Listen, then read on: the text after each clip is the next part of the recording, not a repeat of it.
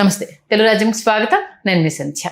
గత కొంతకాలంగా అంటే ఆల్మోస్ట్ ఒక 10 days అనుకోండి, సోషల్ మీడియాలో అనలిస్ట్గా పేరొందిన కేఎస్ ప్రసాద్ గారు కావచ్చు, ఆ తర్వాత సాక్షిలో అనేక డిబేట్లో కనిపించిన అడ్వకేట్ పాషా గారు కావచ్చు, వీళ్ళిద్దరూ టర్న్ తీసుకున్న విధానానికి సంబంధించి కొంత చర్చ జరిగింది. ఎందుకంటే మొన్నటి వరకు అటువైపు ఆపన్న హస్తం అందిస్తున్నట్టుగా అన్ని అంశాలకు సంబంధించి వాయిస్ వినిపించిన వాళ్ళు ఎందుకు సడన్గా యూటర్న్ తీసుకున్నారు అనేది, దీనికి సంబంధించి రకరకాల కామెంట్స్ వినిపించడం జరిగింది. మరి ఆ కామెంట్స్లో ఎంతవరకు నిజం ఉంది, ఎందుకు స్టాండ్ మార్చుకోవాల్సి వచ్చిందా, లేకపోతే వాళ్ళ స్టాండ్ ఇదా, ఆ చట్టంలో మరి అనుకోకుండా ఇన్వాల్వ్ అయిపోయారా, వాళ్ళ వాయిస్ ఏంటి, ఆల్రెడీ కేఎస్ ప్రసాద్ గారు చాలా క్లియర్గా చెప్పడం జరిగింది.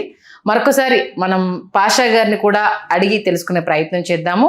ఒక అడ్వకేట్గా ఆల్మోస్ట్ ఆల్ ఇప్పుడు సీనియారిటీ కూడా వచ్చేసింది కాబట్టి మరి పొలిటికల్ అనలిస్ట్ అందామా, లేకపోతే నాతో పాటు కోయాంకర్ అందామా, ఏమందాం అన్నది సార్ మాటల్లోనే తెలుసుకుందాము. పాషా గారు సిద్ధంగా ఉన్నారు. మరి ఏ ప్రశ్న అయినా అడగండి, సమాధానం చెప్తా అంటున్నారు. As a me point of వ్యూలో, వ్యూవర్ పాయింట్ ఆఫ్ వ్యూలో నేను ఆయన క్వశ్చన్ చేయాలనుకుంటున్నాను. చూద్దాం మరి ఏం సమాధానం ఇస్తారన్నది. పాషా గారు నమస్తే. నమస్తే. కోయాంకర్గా చూడమంటారా, అడ్వకేట్గా చూడమంటారా, సీనియర్ పొలిటికల్ అనలిస్ట్గా చూడమంటారా? అంటే మీరు ఎలా చూసినా పర్లేదు, ఐ డోంట్ మైండ్. ఒక ఆంధ్రప్రదేశ్ లేదా ఒక తెలుగువాడిగా చూడండి. నేను ఒక తెలుగువాడిగానే ఇంతవరకు నేను చేసిన పని ప్రజలకి మంచి జరగాలి అన్నది నా ఉద్దేశం. కాబట్టి ముందుగా నన్ను ఒక తెలుగువాడిగా చూడండి, దాని తర్వాత మీరు అనలిస్ట్గా చూసినా, యాంకర్గా చూసినా, ఎలా చూసినా పర్లేదు. ఏంటి అసలు ఏం చేద్దాం అనుకొని మీ వాయిస్ వినిపించడానికి మరి పొలిటికల్ స్టాండ్ అంటారా, లేకపోతే మీ ఆంధ్రవాడిగా, లేకపోతే ఒక కామన్ మ్యాన్గా మీ వాయిస్ వినిపిద్దామని వచ్చారా? ఇటువైపు ముందు, ఎందుకంటే మీరు ఒక అడ్వకేటు, ఒక ఫార్మసిస్ట్, అసలు రెండు, అటు అడ్వకేట్ది ఇది ఫార్మసిస్ట్, 2 dimensions అది. దాంతో కంపారిజన్ మీరు ఎంటర్ అయిన ఈ థర్డ్ ఫీల్డ్ అనేది అసలు దీని అన్నిటికీ, అంటే అడ్వకేట్కి కొంచెం మీడియా ఫీల్డ్కి లింకప్ ఉంటుంది. అటువైపు వెళ్ళిన వాళ్ళు సడన్గా ఇటువైపు ఎందుకు యూటర్న్ తీసుకున్నారు మీరు? అంటే నా కెరియర్ గురించి నేను చాలాసార్లు చెప్పాను మేడం, అందులో కొత్త ఏం లేదు. బికాస్ నాకు జర్నలిజం అంటే పిచ్చి చిన్నప్పటి నుంచి. రవి ప్రకాష్ గారు అని చెప్పేసి ఒక జర్నలిస్ట్ ఉండే, ఆయన లైవ్ అని చెప్పేసి లైవ్ మొదలు పెట్టారు. నేను చూసిన దీంట్లో లైవ్ మొదలు పెట్టినటువంటి వ్యక్తి. మొదటిసారి అక్కడెక్కడో బషీర్బాగ్లో ఒక సంఘటన జరుగుతుంటే ఆ సంఘటన నేను నా ఇంట్లో కూర్చొని చూసా. అరే జర్నలిజం అంటే ఇట్లా ఉంటుందా అని చెప్పేసి అక్కడ నాకు జర్నలిజం అంటే ప్రేమ పుట్టింది. కానీ రెగ్యులర్ స్టోరీ, ఇంట్లో బాధ్యతలు, ఫ్యామిలీ, ఆ బాధ్యతల్లో డబ్బు వైపు పరిగెత్తవలసి వచ్చింది. అలాగే నేను పరిగెత్తడము, నా ఉద్యోగాలు అనుకోండి, నా పని చేసుకోవడం అనేది జరిగింది. బట్ ఫైనల్గా నేను జర్నలిజం వైపు రావాలి అనుకునే కరోనా అన్నది చాలా మందికి చాలా బాధల్ని, కష్టాలను ఇచ్చింది, నాకు కూడా ఇచ్చింది. ఆ కరోనా నుంచి నేను నా ఉద్యోగాలు అనుకోండి, లేదా నా బిజినెస్ అనుకోండి, నేను పక్కన పెట్టేసి ఇప్పుడు నేను కేవలం నా యొక్క ఏదైతే ఈ జర్నలిజం ఉందో దీని వెనకాల పరిగెడదామని డిసైడ్ అయ్యి ఆ రోజు మొదలుపెట్టా. నా జర్నీ అన్నది 2020 నవంబర్లో స్టార్ట్ అయింది. నా ఫస్ట్ ఇంటర్వ్యూ వచ్చేసి సీతక్క గారిది, ప్రస్తుత మంత్రి, తెలంగాణ మంత్రి. ఆమె దగ్గరికి వెళ్ళా, ములుగు. అక్కడే 3 రోజులు ఉన్నా. 3 రోజులు ఆమెను కవర్ చేశా. సో అక్కడి నుంచి మొదలైంది. నేను యాక్చువల్గా ఆంధ్రవాడిగా అంటే నా తల్లి తెలంగాణ అండి, మా అమ్మ ఫ్రమ్ తెలంగాణ, ఇక తండ్రి అక్కడ. నన్ను తెలంగాణ వాడిని అంటారా, మీరు ఆంధ్ర వాడిని అంటారా, that is up to you. కానీ నేను ఒక తెలుగు వాడిని. తెలంగాణలో ఏ సంఘటన జరిగినా కూడా నేను తప్పకుండా స్పందిస్తా, ఆంధ్రాలో జరిగినా కూడా తప్పకుండా. అక్కడ మా నాన్న అయితే, ఇక్కడ నా తల్లి. అంతే కదా? అంతే మేడం. సూపర్. ఏంటి అసలు 2020లో మరి తెలంగాణ న్యూస్ని అంటే తెలంగాణ న్యూస్తో స్టార్ట్ అయిన మీ కెరీరు రకరకాల టర్న్స్ తీసుకొని వైఎస్ఆర్సీపీ వైపు ఎలా స్టాండ్ అయ్యారో దానికి సంబంధించి ముందుగా ఏం చెప్తారు? లేదు మేడం, అంటే ఈ క్రెడిట్ అన్నది అంటే వైసీపీ వైపు పాషా గారు టర్న్ అయ్యారు అన్న దానికంటే ప్రజలు నన్ను టర్న్ చేశారు. ఏం జరిగింది అంటే 2024లో ఎన్నికలు ఎప్పుడైతే జరిగాయో అంతకన్నా ముందు మీరు నా ఛానల్స్ చూసుకుంటే, నా వీడియోస్ చూసుకుంటే అది ఒక డిఫరెంట్ ప్లాట్ఫామ్లో ఉంటాయి. 2024 ఎన్నికలకు ముందు నేను ప్రజలతో మాట్లాడా. అంటే దాదాపుగా ఒక 45 రోజులు, నెల 15 రోజులు నేను తిరిగా, అన్ని జిల్లాలలో కాన్స్టిట్యున్సీ వైజ్గా తిరిగా. అక్కడ నాకు ప్రజల దగ్గర నుంచి వచ్చినటువంటి స్పందన అది నాకు చాలా బాగా వచ్చింది. అక్కడ నాకు ఒకటే విషయం ఏంటి అంటే, ప్రజలకి జగన్మోహన్ రెడ్డి చేసిండు, పేదవాడికి చేసిండు, మధ్యతరగతి వాడికి చేసిండు, ఆడవాళ్ళకి చేసిండు, చిన్న పిల్లలకు కూడా. ఈవెన్ ఓటు బ్యాంకు అన్నది జనరల్గా చూసుకుంటాం, అవును. అరే చిన్నపిల్లలకి చేస్తే నాకేం ఓటు వస్తుంది అని. లేదు, చిన్నపిల్లలకు కూడా చేసిండు.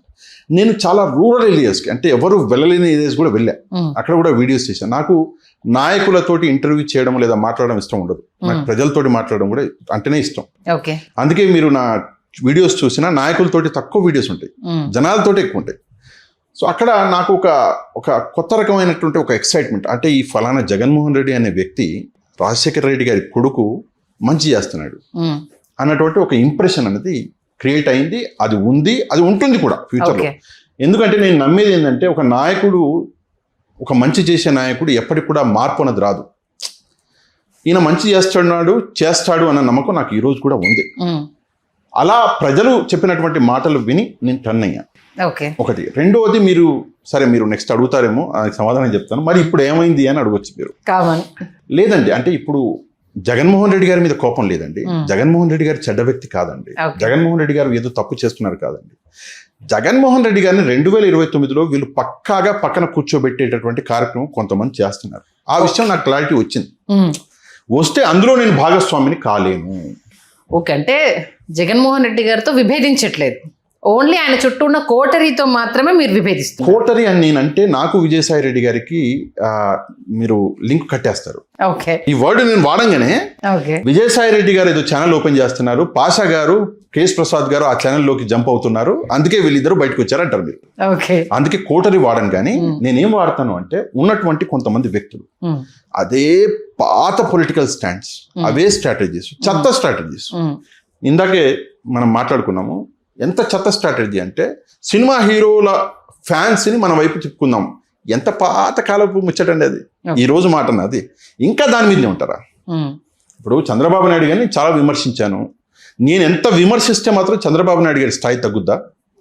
రేపు పొద్దున్న మీరు ఉమ్మడి ఆంధ్రప్రదేశ్ అని ఒక పుస్తకం రాసిన, లేదా తెలంగాణ అండ్ ఆంధ్రప్రదేశ్ సపరేట్ పుస్తకాలు రాసిన, చంద్రబాబు నాయుడు గారు లేకుండా ఆ పుస్తకం రాయగలరా? కష్టం. ఎందుకంటే ఆయన ప్రతి ఇంపార్టెంట్ డెసిజన్లో ఉన్నాడు, రాష్ట్రాలకి చేసినటువంటి ప్రతి ఇంపార్టెంట్ డెసిజన్లో ఉన్నాడు. పెద్ద పెద్ద డ్యామ్లలో ఉన్నాడు, పెద్ద ఏదైతే ప్రజల కోసం చేసిన మంచిలో ఉన్నాడు. కాబట్టి చంద్రబాబు నాయుడు గారిని ఎవరో పాషా చెప్తేనో, కేఎస్ ప్రసాద్ గారు చెప్తేనో, లేదా ఒక వెంకటరెడ్డి గారు చెప్తేనో తీసి పడేయడానికి లేదు. He has his credibility. అలాగే జగన్మోహన్ రెడ్డి గారు, రాజశేఖర రెడ్డి గారు ఉన్నారు. నాదొకటే, జగన్మోహన్ రెడ్డి గారిని వీళ్ళు ఏ రోజైతే నాకు క్లారిటీ వచ్చిందో 100% 2029లో ఆయన్ని ఓడగొడతారు అన్న క్లారిటీ వచ్చిన రోజు, లేదు నేను ఇందులో భాగం అవ్వలేను, ఆ రోజు నేను డిసైడ్ అయ్యా. ఎందుకు అలా అనిపించింది?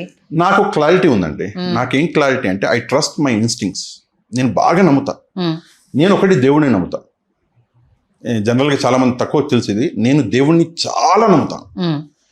నెక్స్ట్ నా ఇన్స్టింక్ట్స్ని నమ్ముతాను. నాకు ఈరోజు అర్థమవుతుంది ఏంటంటే, వీళ్ళు 100%, మళ్ళీ చెప్తున్నా, ఇందులో జగన్మోహన్ రెడ్డి గారి తప్పు ఉందా అంటే లేదు. ఎందుకంటే నాయకుడు అనేవాడు ఎవరినో నమ్మాలి, తప్పదు.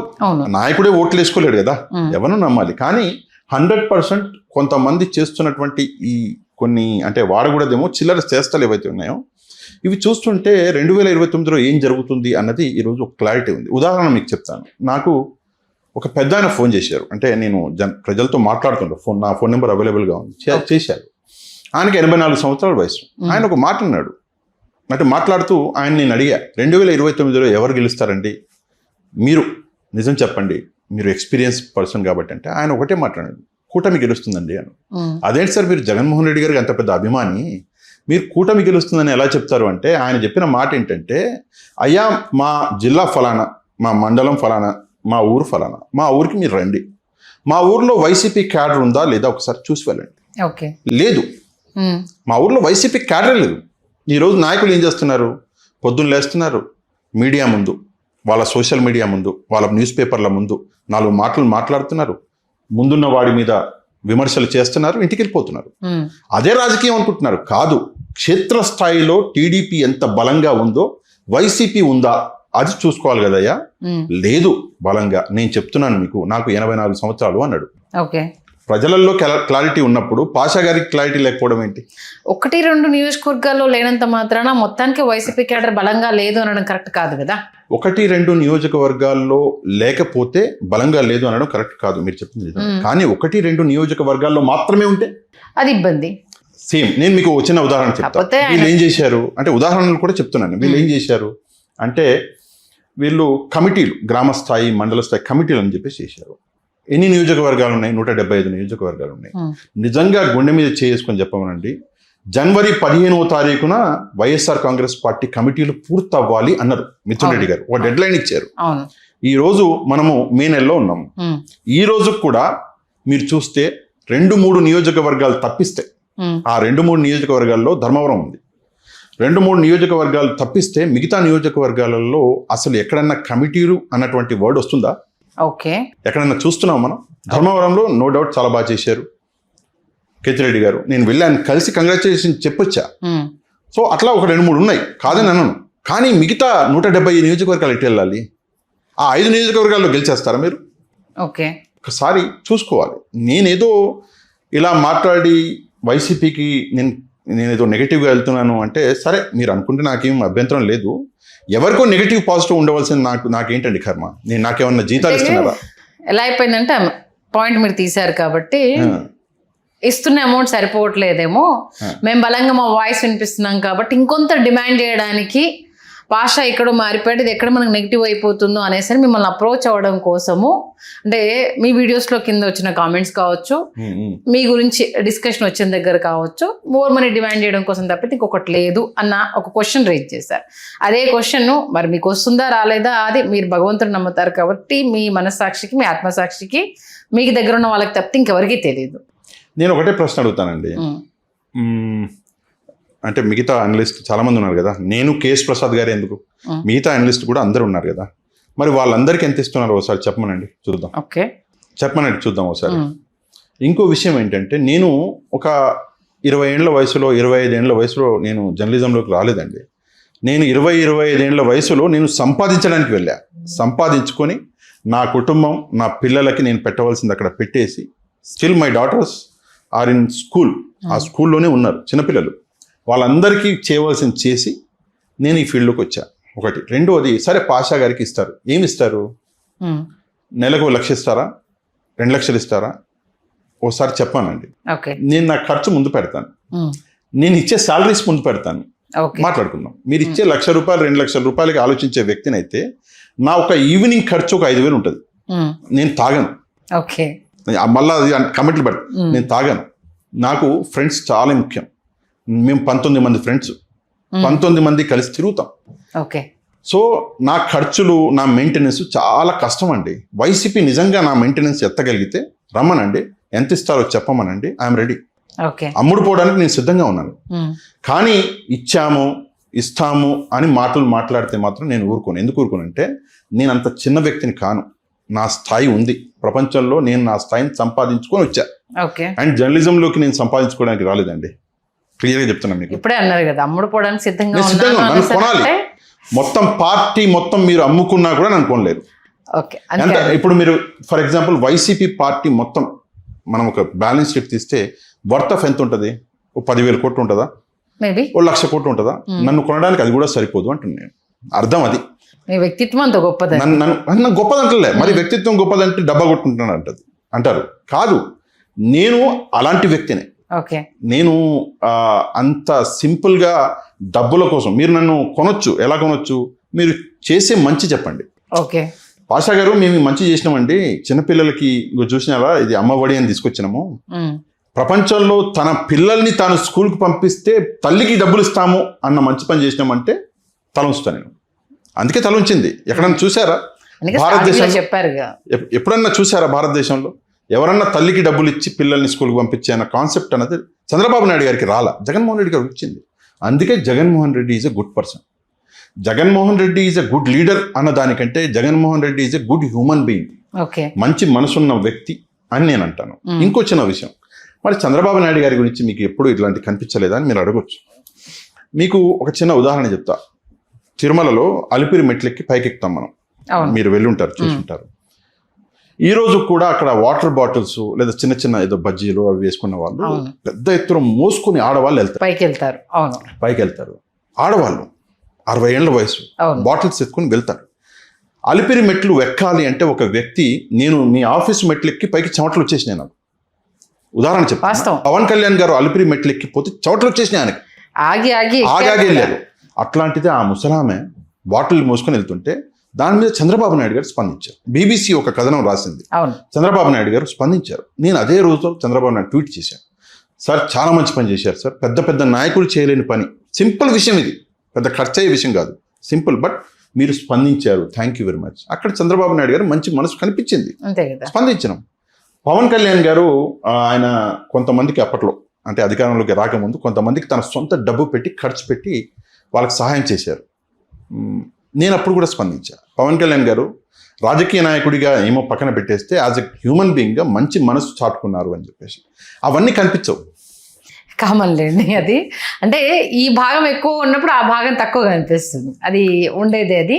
కాకపోతే ఏంటంటే ఇప్పుడు ఇంకో క్వశ్చన్ ఏంటంటే రెడ్ బుక్ రాజ్యాంగానికి సంబంధించి పాష ఎక్కువ వాయిస్ వినిపిస్తున్నాడు కదా, ఎక్కడ లోపలేసేస్తారన్న భయంతో కొంత న్యూట్రల్ స్టాండ్కి వచ్చేసాడు, అందుకే కొంత యూటర్న్ తీసుకున్నారు అనే వాళ్ళకి ఏం సమాధానం చెప్తారు?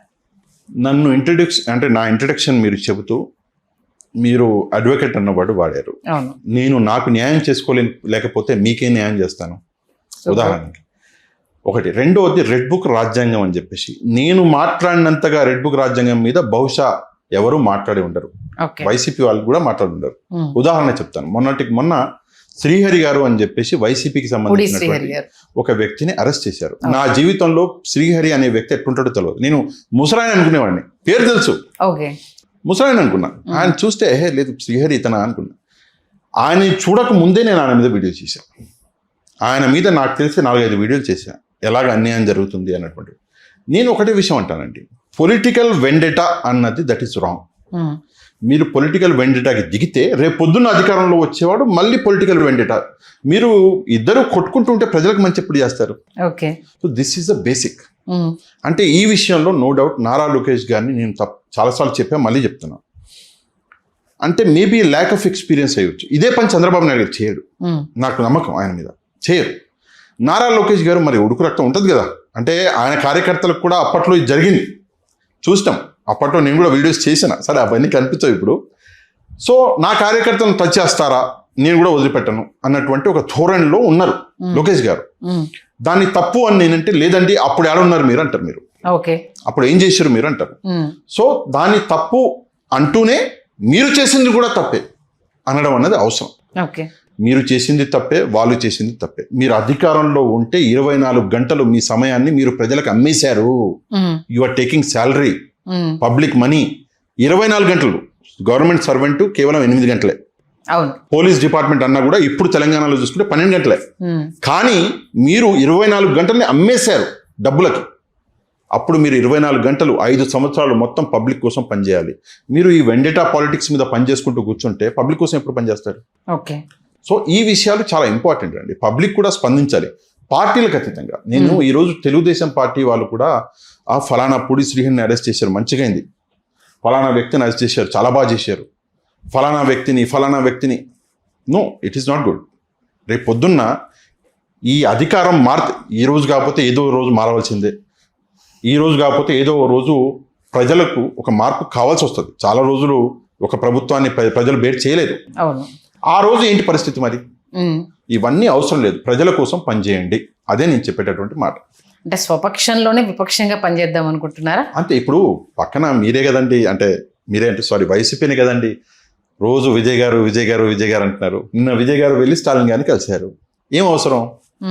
జనరల్గా జగన్మోహన్ రెడ్డి గారు వెళ్ళి చంద్రబాబు నాయుడు గారిని ఇంట్లో కలవలేదు కదా, చంద్రబాబు నాయుడు గారు వెళ్ళి జగన్మోహన్ రెడ్డి గారిని కూడా కలవలేదు ఇంటికి వెళ్ళి. మరి విజయ్ గారు ఎందుకు వెళ్ళి ఉంటారు? ఏదైనా కారణం ఉంటుంది కదా. ఎందుకు వెళ్ళారు అంటే ఒక మారిన రాజకీయాలు. వెస్టర్న్ కంట్రీస్ని చూసి మనం ఎప్పుడు నేర్చుకుంటాం. అవును. ఈరోజు మీరు వెస్టర్న్ కంట్రీస్కి వెళ్తే ఒక యుఎస్లో ఒక మేయర్ గెలిచాడు, ఆయన పేరు ఏదో ముస్లిం క్యాండిడేట్ మేయర్గా గెలిచాడు, చాలా పెద్ద మొత్తంలో మార్కెటింగ్ జరిగింది, ఆయన పేరు గుర్తు రావట్లేదు. తాను గెలవడం అన్నది అసాధ్యం, ట్రంప్ నేను గెలవనీయను అన్నాడు, గెలిచాడు. గెలవంగానే మరుక్షణం తాను ఏం చేశాడు, ట్రంప్ని కలవడానికి వెళ్ళాడు. కలిశాడు. ట్రంప్ కూర్చొని లేవలే అహంకారంతో, కానీ తను పక్కన నిలబడ్డాడు.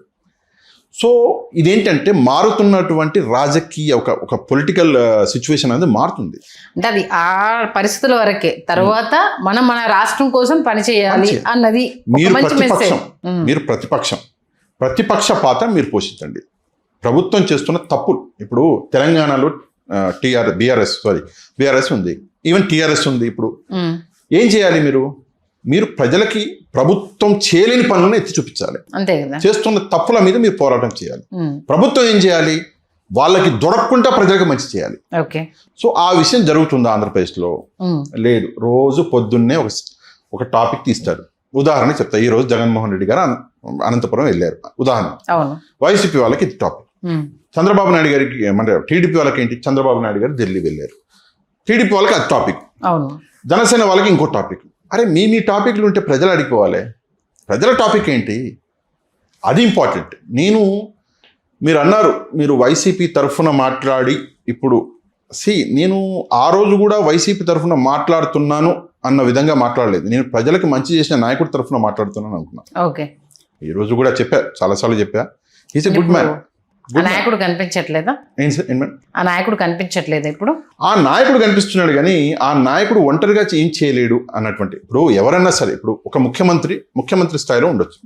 ఆ ముఖ్యమంత్రి హోంమంత్రి, రెవెన్యూ శాఖ మంత్రి, విద్యాశాఖ మంత్రి, వైద్య శాఖ మంత్రి, అన్ని శాఖలను అయితే చూడలేడు కదా.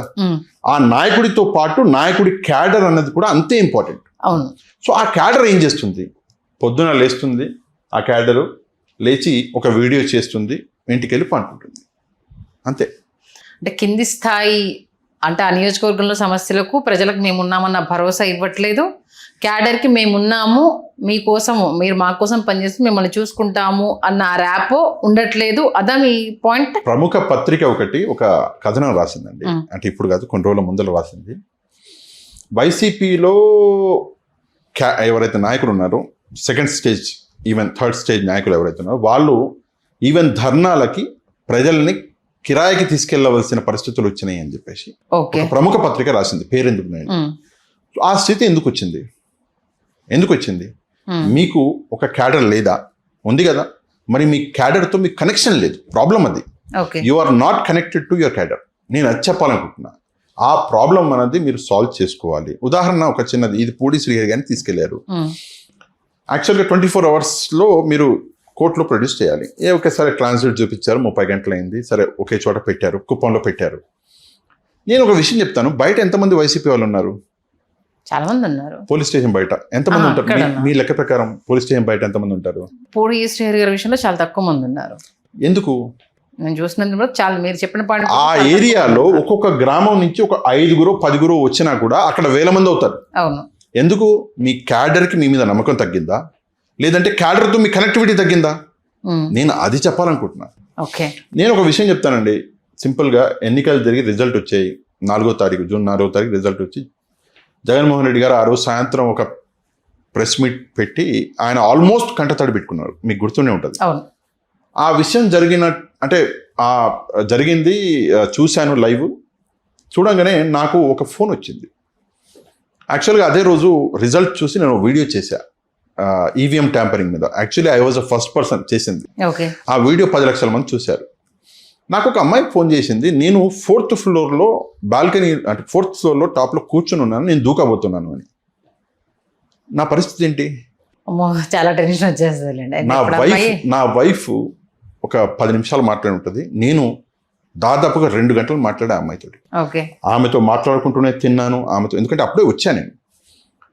సో నేను ఒకటే చెప్పా, రేపు పొద్దున్న మళ్ళీ జగన్ అనే వ్యక్తి ముఖ్యమంత్రి అయితే నువ్వు చూడాలా చూడొద్దా? అంతే, చూడాలి కదా. చూడాలంటే బ్రతుకుండాలి కదా. అలా కన్విన్స్ చేస్తే ఆ అమ్మాయి కన్విన్స్ అయింది. ఆ సిచ్యువేషన్స్ చూసినాం. And I fought for EVM tampering అండి. 54,000 మంది దగ్గర నుంచి డేటా కలెక్ట్ చేసి నేను honourable president, honourable chief justice of ఇండియాకి పంపించిన వాడిని నేను.